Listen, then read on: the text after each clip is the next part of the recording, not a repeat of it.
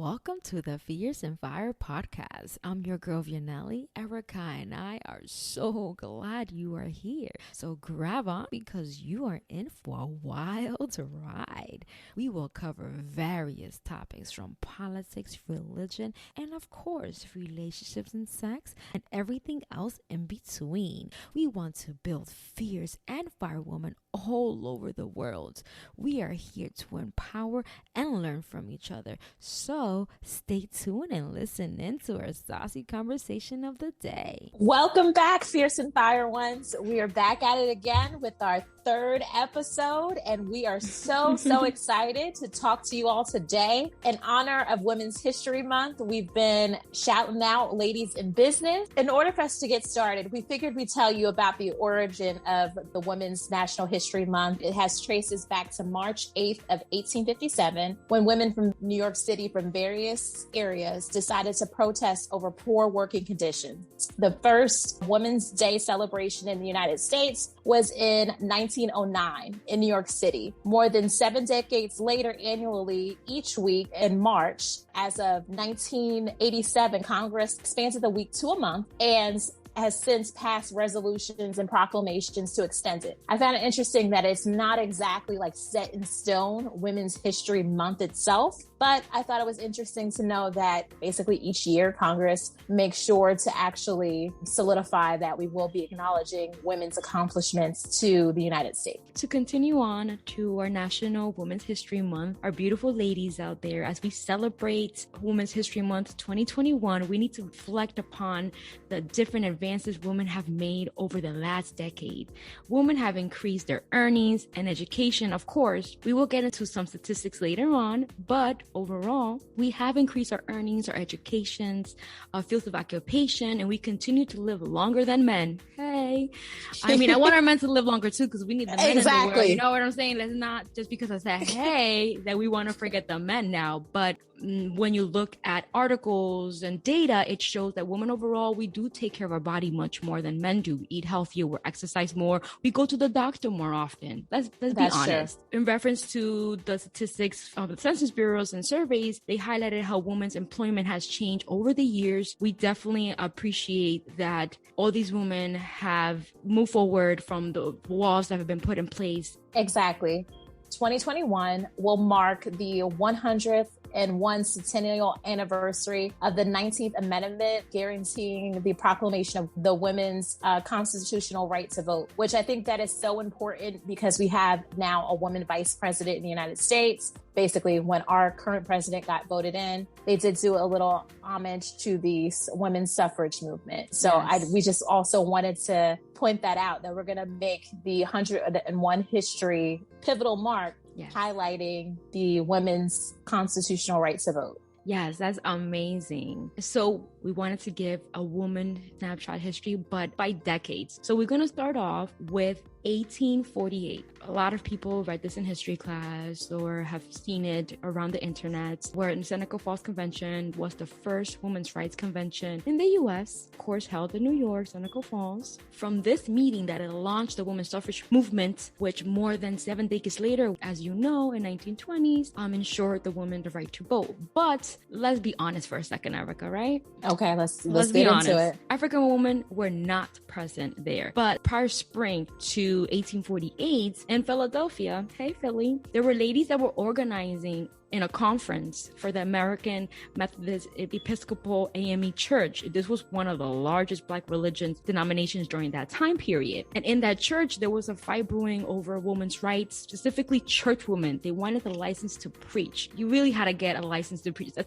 To me, that's just insane. But let's really, okay. Yeah. So even before Seneca Falls, Black women are organizing together about their right. When did the Black women actually earn the rights to vote? Which we will definitely learn as we continue this little brief snapshot. Okay, so we're going on to May of 1951, when a former slave turned abolitionist and a women's rights activist, Sojourner Truth, delivered the famous "Ain't I a Woman" speech at the Women's Rights Convention in Akron, Ohio. I think that this is a pivotal moment. Everyone knows Sojourner Truth. You've probably learned a lot about her, about what she's done and her contribution to being in the forefront of one of the founders in the feminist movement. Mm-hmm. I don't think that she gets her shine as much. I think that when we're talking about, as we're going and highlighting women in history, I think one thing that we all need to keep in the context of, sometimes Black women, African-American women or Latinx women don't get highlighted in this history. Vianelli has pointed out in the beginning about the AME, African-American Episcopal Church, that the women were already organizing and fighting and also making sure that their voices were in the conversation of leadership. We wanted to highlight that, and we'll kind of give a little caveat as to why this is important a little bit further down. Yes.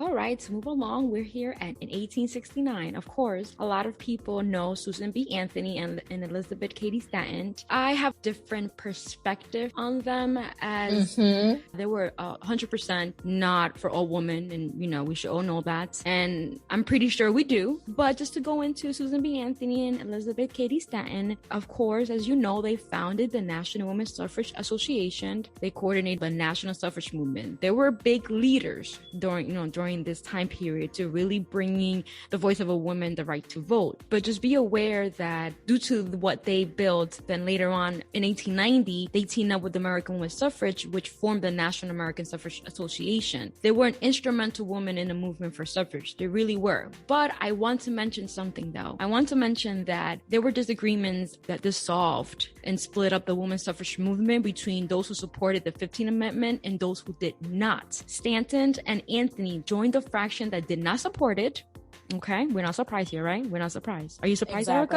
Erica? I am not surprised at all. Oh, okay, good. Hopefully other people are not surprised. And after the amendment passed, on that side, they pandered to white Southerners by arguing that if the white woman could vote, they could drown out the Black male vote. So they prefer to support the woman voting and not allowing Black men the right to vote, and they had the right to vote. So Anthony also sought to distance her work from Frederick Douglass, who he always supported the woman's right to vote. Later on, I know I'm getting a little bit ahead of ourselves, but we don't mention this later on. I just want to mention that there was a meeting in the 1890s where Stanton in Atlanta, she was asked to appear next to Douglass. Mm-hmm. She asked him not to appear on stage with a white woman because it would be inappropriate. However, these racial strategies ultimately provided ineffective because Southern white men were already preventing Black men from voting with different discriminatory poll taxes, the tests, the lynching, and a bunch of other things. Don't want to take away from what Anthony and Stanton did, but I want to mention that as well, that they basically told the Black women and Black men to help the women to vote. They said, please help us. They used them for the help, but then separated because they didn't want to help them, especially the Black men. Why not help the Black men to vote with the 15th Amendment? So then you can allow the women as well, let the Black family grow. Exactly. And I just want to point this out to everyone listening, that a lot of people don't realize Black women, Black men were actually helping in the suffrage movement. And part of that, Nellie had pointed out, it was the other suffragists did not necessarily see the value in Black men having that right to vote,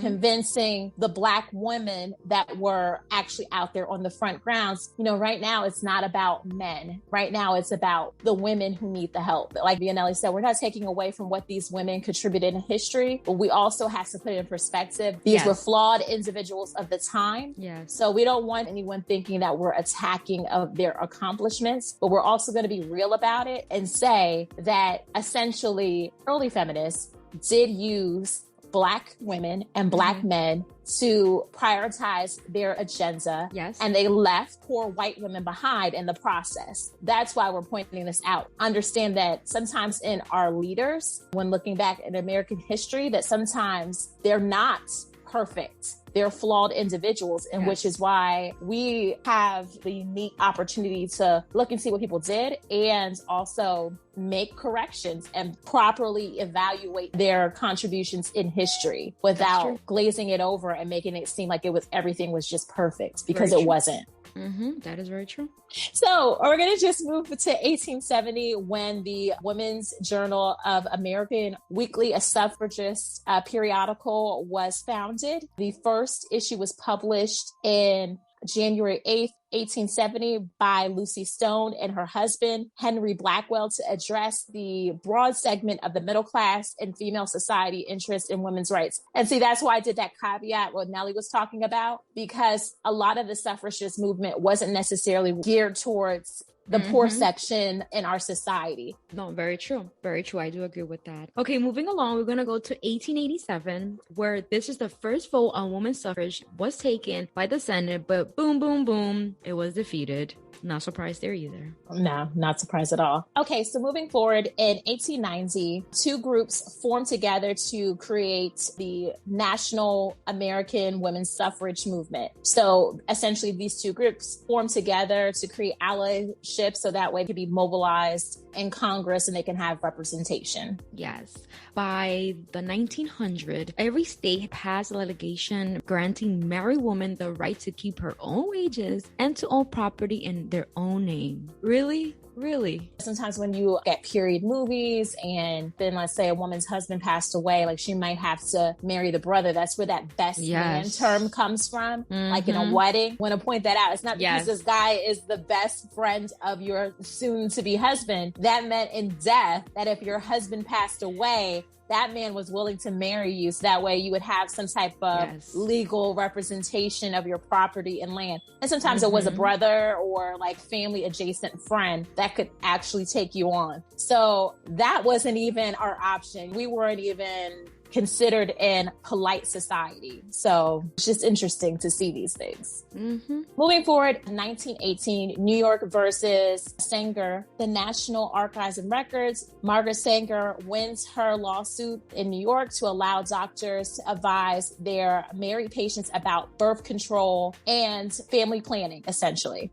So I think this is important, but I think it's interesting. The conversation of birth control came up in 1918 because giving birth is dangerous. I mean, if you make it out of carrying a child to full term, a lot of women wanted the ability not to just engage in adult activities within marriage, of course, because that's where it's highlighting it at this point, without getting pregnant. No, it's true. That's why she won her suit. Like you were stating, it was only for married patients. That's it. Married patients for only health reasons, but it's a start, and that's what matters. For us to move along to 1920, this is when the 19th Amendment to the U.S. Constitution was ratified. It declared the right of citizens of the United States to vote shall not be denied or abridged by the United States or by any state on account of sex. Women were granted the right to vote with the 19th Amendment. But again, we're going to be honest, right? The 19th Amendment did not eliminate the state laws that operated to keep Black Americans from the polls via poll taxes. They also had illiteracy tests, nor 19th Amendment addressed the violence and the lynching that was happening. Black Americans were getting murdered, so they won't literally go to the voting polls and vote. Additionally, there were some African American women who were already voting in California, New York, Illinois, where state governments had authorized the right for women to vote. But many Black women faced the beginning of a new movement for voting rights in the summer of 1922. That's when it got hot. You see, because it's summer, it gets hot. That's the time for the Black women to rise up. Moving to 1938, the Fair Labor Standards Act establishes the minimum wage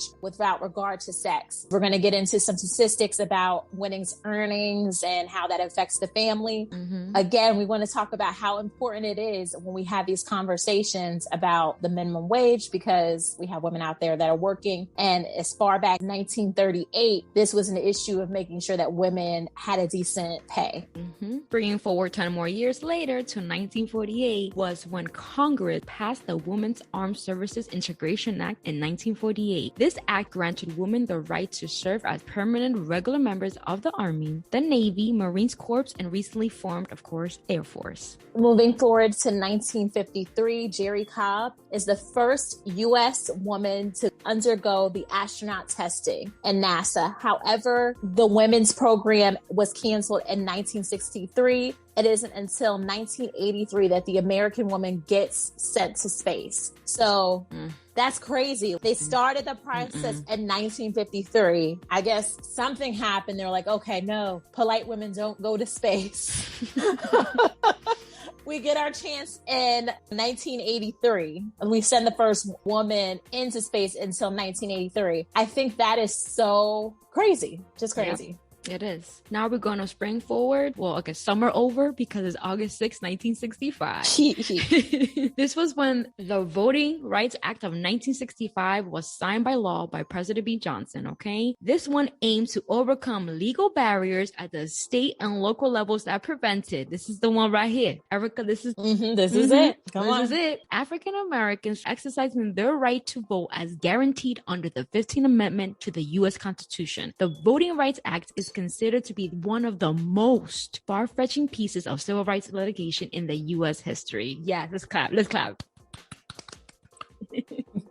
In 1978, Pregnancy Discrimination Act of 1978 bans employment discrimination against pregnant women. The reason why we wanted to add this into the conversation, when we're talking about women's rights, a lot of that gets put under agency over bodies and a woman's right to properly family plan, whether that's abstinence or birth control or however a woman deems necessary for herself and her family. We think that the caveat, it wasn't until 1978 there was no protections for pregnant women to have discrimination for promotions and we left a little bit of this out, but there was some sectors, if a woman had to take off for maternity leave, essentially you would get like almost a little mark. Okay, she's not going to be up for the promotion.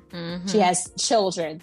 So that's why we wanted to just throw that caveat in there. Yes. Now, moving along to 1981, just a few years later, Sandra Day O'Connor is appointed by President Ronald Reagan to serve as the first woman on the Supreme Court. Oh, wow. That is amazing. In 1994, Congress adopted Gender Equality Education Act to train teachers in gender equality and promote math and science learning by girls, counsel, and pregnant teens and prevent sexual harassment. This is so important because just opened up the floodgates to continue the progression of women equality. It doesn't seem that far back, 1994. I remember 1994.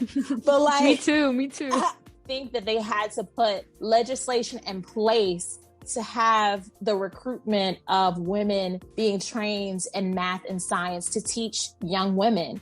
I mean, I think that to me right now is so far-fetched. But it was only 1994. It's just so crazy. It's like, wow. But you know what? We're moving along, and that's what matters. Things are happening. Small, but at least they're happening. That's what matters. So we're going to move on along 2007. Oh, my son was born in 2007. Hey. So in 2007, the U.S. Representative Nancy Pelosi of California, she became the first female Speaker of the House. In 2019, she reclaims the title, becoming the first lawmaker to hold the office 2 times in more than 50 years. In 2013, the FGM, female genital mutilation, was criminalized on the federal level in 1996. The reason why we're talking about this, it wasn't until January of 2013 that the law was basically, there was a law that was established that made it illegal for parents who were living in the U.S. to go ahead and take a child specifically out of the U.S. to have procedures performed on their genitals. I know a lot of people may be like, okay, is this a thing? Sometimes this is a cultural thing that women are essentially their clitoris may be removed or anything that could provide any feeling.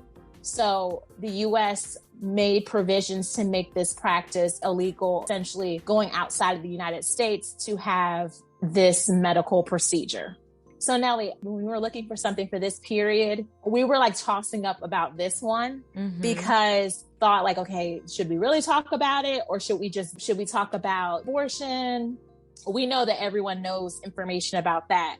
So when we were doing the research, like you're stating, Erica, it was so much to take in. And we did decide to do this because I do not think that this is talked about a lot. It needs to be talked about because there's a lot of things that's happening with children and we need to protect our children. We do need to, and not just, I don't mean just the girls. I mean all children. Girls, boys, whatever the child refers to themselves as, we need to protect them because this happened. But in 2013, they finally federally made it a law But to me, I feel like it's not enough. It says 5 years in prison. The reason why we wanted to talk about it, like we said, is because, again, this holds the larger conversation, specifically when we're talking about the conversation of women about having autonomies over their bodies, whether it's birth control, family planning, whatever in that spectrum. We understand some people may want to continue this practice, but we believe that young woman should have that opportunity to decide for herself. Exactly. If it's a grown woman or if she's in, let's say, an age where she understands.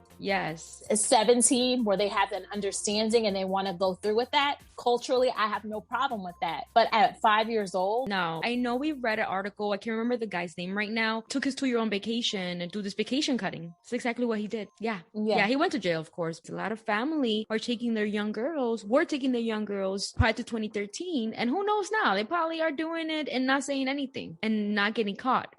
Look at sex trafficking. Look at child trafficking. It happens. Exactly. I'm sure there's some people that are skilled in this and they know what they're doing, but some of them are not even done with like care. That's the thing. If you're going to do something like this, do it with care, not to just like no type of medication, anesthesia. Heck no. I don't want it done, period. Hell well, I don't no. either, but I'm just saying, if in fact that is something, let's say if that young woman is of age to decide that for herself, these things should be done in care. Even if a woman at that 16, 17, 18 decides to do that, I feel she needs to go through therapy, to go to a therapist, a psychologist, licensed clinical social worker, counselor that's certified in a field that mentally she understands what this means. It's like a cosmetic procedure, like a boob job. So I do agree, even though it's a little bit different. Because this is a part of your body. It has feelings and nerves. Yeah. But I think that, like you're saying, is correct. Go through a period of time in which you understand that. And if they want to continue that because of their beliefs, then who are we to stop them? Exactly. We're nobody to judge anybody for their decisions, especially if they're of age. But to me, honestly, in my mind, why would you want to take that off? I will say there are some cultures and some religious practices that believe sex is within the confines of marriage and to procreate only.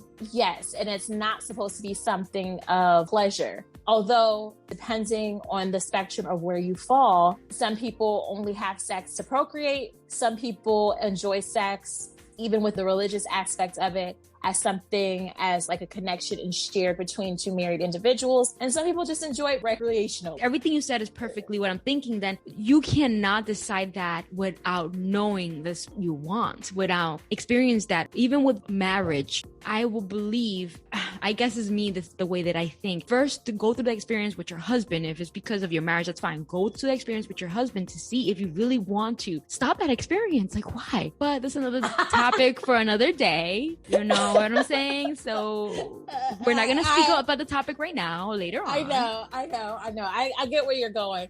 I think this will be an interesting debate to have on the other side of it, because I understand what you're saying, but I'm all about, I think what we're seeing in this, both of us, what we're sharing with these different women's experiences is how feminism has, or women's rights or Women's History Month, because it's essentially we are doing that here, has given everyone a choice. Yes. Which is beautiful. Choice is beautiful. Mm-hmm.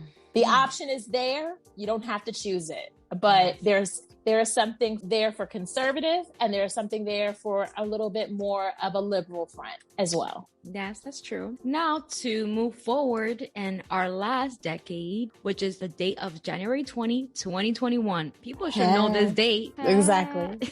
Of course, Biden was sworn in, but it's not about Biden right now. It's about Kamela Harris. We love you. She was sworn in as the first woman of color VP of the United States. She states that while I may be the first woman in this office, I will not be the last. Yes.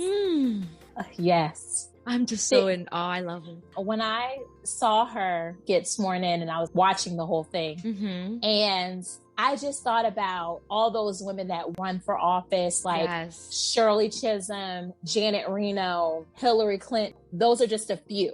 And I said to myself, she is the prayers and the work and the sweat that all women have collectively put in. Yes. To just allow the opportunity of choice and hard work to persevere, that a woman can be seen as a full human being, not just by her sex or by her race, but also as someone who is qualified to do the job. Yes. But in me saying that, I do understand that we still have a long way to go with the conversation of race and sex, because we're not there. Nope. We just put a little crack. And hopefully we will continue to have the conversations around race and sex to continue to elevate varying representations of different women and people of color, because it's needed. So now we're going to start a little section called Did You Know? So Erica, hit them with some numbers. So moving forward, we're going to start talking about the American women and the wealth gap. Remember earlier in our conversation, we discussed the minimum wage,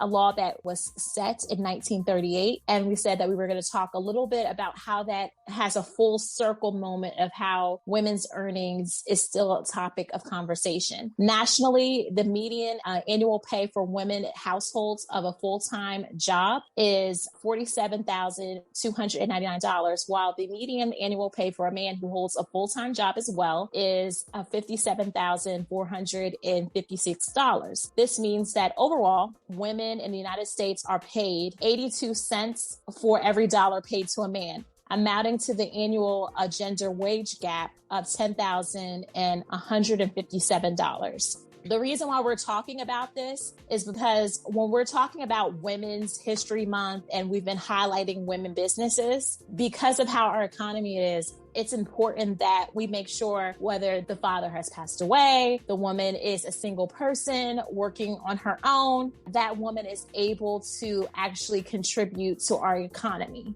So among women who held a full-time job year-round compared to white, non-white, and Hispanic women are paid 79 cents. And then we're going to break this down more. Black women were paid 63 cents. Native American women earned 60 cents. Latinx women earned 55 cents. And Asian American and Pacific Islander women earned 52 cents on the dollar compared to men. This is important for us to recognize that there is a disparity, not just that 82 cents is for the overall category of women, but when you go and break it down by race, it becomes clear how the disparities become evident. The reason why we pointed out the disparity among women and the pay is because if in fact women were paid their share compared to men, the families of these women would have access to $956 billion a year. That's what we're losing by not paying women fairly. And those families are missing that. To put this in perspective, if the annual wage gender gap was eliminated, more than 13 additional months of childcare would be able to be paid for, 1 additional year of tuition and fees for a public university full-time would be able to be paid for at cost for a 2-year college, nearly 7 additional months of premiums of an employment-based health insurance for nearly 62 weeks of food, 7 additional months of premiums for employer-based health insurance, and nearly 65 weeks of food. That's more than 1 year's worth, 6 more months of a mortgage and utility payments, and more than 9 additional months of rent, up to 8.4 additional years of birth control could be paid for, or enough money to pay off a student loan in 3 years. Oh, that's the one. So that's the one that hit my heart a little bit. Women not being paid correctly, that is a loss to the American families of $956 billion. And if we had this money accessible by paying women correctly, then the families would benefit from that. And that is what we are trying to highlight in this episode. Come far, but we still have some strides to go. I think you had some things that you wanted to add, Vianelli. We will have the links in the podcast and listen to read up the articles. It's always good to research. Just don't believe what we say. But we don't talk to talk, just to talk. We do give you knowledge with stats, and that's what we're trying to do. Erica and myself would love for everyone to go ahead and research more and learn more about women's history, and not just the regular people that you hear of constantly. Research those that you don't know about. Get a book. Pick up a book and start reading a little bit. If you don't want to pick up a book, go online, read some articles. Go take a few minutes. And don't forget that now with books, they also have Audible, they have Apple audiobooks. There's Kindle. a wealth of ways, to get knowledge on a continual basis. So you don't have to feel like, oh my God, I have to sit here and read the book. If you're more of a listening person, a lot of these books are available to you via audio. So to finish off, we want to spotlight women in business. Like Erica stated at the beginning, we've been spotlighting women in business and our Instagram at Fierce and Fire 2021. Make sure you follow us there to keep updated with everything from our next podcast airings to our different events, whether it's an IG Live or whether it is on Clubhouse and other things. Make sure you stay connected. And we definitely want you to go to our Instagram to check out these amazing women that we shouted out. Of course, there are many, many amazing women. So we want to spotlight these amazing ladies on our podcast as well. But please, like I stated, go look at them and their individual pages on our Instagram. We're going to start off with Kimberly Schumter. This is our podcast pod mother. Remember we call her a pod mother? Yes. Our very pod mother. Yes. She is a visionary behind the podcast Sisters Connect. And she also owns the Wax Candy Candle Company. Through both platforms, she wants to uplift and teach women to walk their own purpose. So we want to encourage to take a candle making class or listen to her podcast. You can follow her at Wax Candy on Instagram or at Sisters Connect on her Instagram as well. And you will be able to hear her podcast, Sisters Connect. And so next is Amaryllis Padilla Rivera, who is a beauty influencer and owner of Arc Essential Skincare and Hair Oil. Amaryllis has a unique brand that infuses beauty and faith by uplifting women. I love her platform. It's always so inspirational, and she has definitely been curly girl goals for me. Follow her on her Instagram for Arc Essential. She's definitely curly girl hair goals. Okay, next up we have Namoyumwa Priscilla. She is a fitness influencer and the owner of Motherland Physique Fitness and Nutrition. Priscilla Brands teaches women and men to change lifestyles from the inside out. We encourage you to view her YouTube self-entitled Namoyumwa Priscilla and follow her on her IG at Priscilla_BeFit. And next is Megan, aka Maisie. Megan started her bow journey over 3 years ago. She's a one-woman operated show and business, essentially where she is making unique custom bows for all occasions. Please follow her on her Instagram page at Maisie Daisy's Boutique and her Etsy page and by searching Maisie Daisies. Up next, we have Bruna Z. Bruna's mission is to help women feel their best and enhance their natural beauty through her artistry. Please follow her on IG at BeautyXBrew and click on her link to make an appointment. Let me tell you, she did my eyebrows when I went over there. On fleek. On fleek. Well, they ain't on fleek right now because I haven't gone to her. I have not cheated on you, Bruna. I just haven't gone anywhere, okay? But definitely hit her up. She's amazing, the sweetest girl ever. And up next, we have a duo, Aisha and Petra, founders of Get Active, as an inclusive workout experience for those who want to have and live a fit life by using dance and traditional and contemporary forms of training. Their goal is to show a variety of people different ways to stay and get healthy. No matter the extent of your health goals or your physical restrictions, they will show you ways to keep moving. They share fun online content and host virtual and in-person classes. Please follow their Instagram at getactive.ap. Next up, we have Sueltis Rosario. Her mission is to empower your inner goddess. She is a professional makeup artist. Her goal is to make your event or special occasion very memorable. She will make sure that you look and feel your best. So please follow her at her IG at Makeup by Sueltis. Next, we have Danielle Towner. Danielle is a creative marketing professional and consultant focused on helping entrepreneurs create profitable online businesses by generating a website and outstanding content. Her current project, the Mompreneurial Manual, is in partnership with Miss Parrish, who helps moms build their balanced business and monetizing their superpowers. Please follow her on her Instagram at DreamWorks Creatives. Next up, we have Lisandra Rodriguez de Chavez. Liz makes special moment unique and different with the most fabulous design. She makes custom t-shirts, mugs, and of course, a lot more. She's available for any occasion, including birthdays, holidays, bridal showers, and even baby showers. You can get any vinylene and sublimation prints. She welcomes all businesses, whether you're small or big, doesn't matter, she got it. So please follow her on her IG at lz.expression. Up next, we have Gracelynn Hernandez, who owns Lavish Decor Inc. Gracelynn is a full-service event specialist who has been in business for 8 years in North Jersey. She loves being a part of the celebration, bringing joy to any occasion. She is forever grateful to God, and she is able to have her career that gives time for her to raise her son, Ezra. Please follow her on IG at Lavish Decor. Next up, we have Maria Alva. She is your local real estate agent in the Hudson County area. She helps families with buying, selling,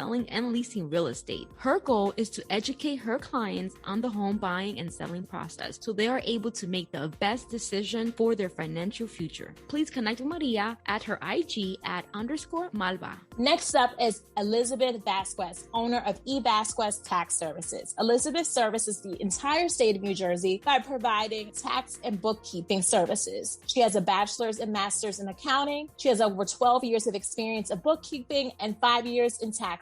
Her goal is to provide her clients with the best quality work. Additionally, she provides reasonable prices, included student rates. Mrs. Vasquez offers virtual and home services. So call her at 201-936-0081 or follow her Instagram at _em_Vasquez. We have Ashley Grove up next. She is the owner of EV Love Luxury Candles, which are luxury hand-poured candles created with you in mind. During her mental health journey, she realized that aromatherapy played a huge part in her relaxation. The candles are made with the purest and cleanest of products, from the wax to the wicks and even to the fragrance. Her fragrances and essential oils and terpenes are free from carcinogens, reproductive toxins, and are in their purest forms. EV Love is a one-woman show, but Ashley is excited for her new career and can't wait to produce tons of products along the way. So please connect with her on her IG at EV Love Candles. Up next, we have Veronica Nunez Camilo. Miss Veronica is the owner of Camilo Creations. It is a one-stop shop for all things personalized, from birthdays to graduations to weddings and holidays. She creates things that you wish that existed. You can follow her on her Instagram at Camilo Creation. Up next, we have Carol Williams. She is the owner of Skin Glowology. Skin Glowology has all natural bomb body products for glowing skin. Please follow her on her IG at Skin Glowology. Last but not least is Nikita Augustine Campbell's Nia Nature, which is an all-natural health and digestive supportive drink, which is delicious. Her flavors, I've tried them personally, and is a good way to help kickstart. We're into that spring to get your body ready for summertime. Please follow her on her Instagram at Nia Nature, which has a plethora of flavors and drinks. Shout out to all the ladies. Woo! Let's give them a clap.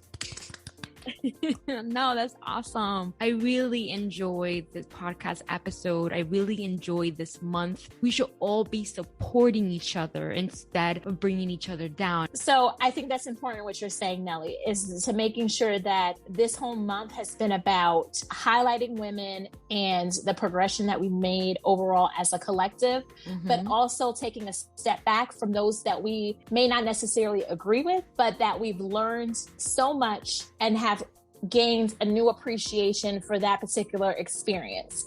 I know for myself personally, this experience has allowed me to see varying viewpoints and make sure that I'm not just saying, oh my God, that's so wrong because you don't agree with my point of views, but understanding that there is a place for varying points of opinions. And so I think that's That's what's beautiful of the diversity of people, is that we have different opinions, come from different cultures and come from different perspectives, but we can appreciate the beauty in that individuality. Our call to action for everyone is to support your woman in your life. You can share their Instagram page or Facebook. You can share any platform that you have.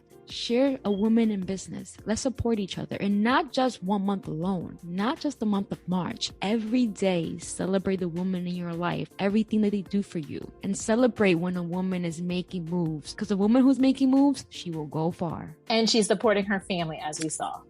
Yeah, Erica had to add that in because that is very true. We mentioned and talked about the wage gap at 956. So which is why we are definitely personally continuing to make that pledge to support women-owned and run businesses, to make sure that we are putting money back into the pockets of those women and those families that they support. Hey, Fierce and Fire Ones, it's your girl Erica. Don't forget, the conversation just doesn't stop on this podcast episode today. We will continue to engage and have saucy inspired conversations on our Instagram at Fierce and Fire 2021. We can't wait to see what type of sauciness that you bring. Thank you again for listening.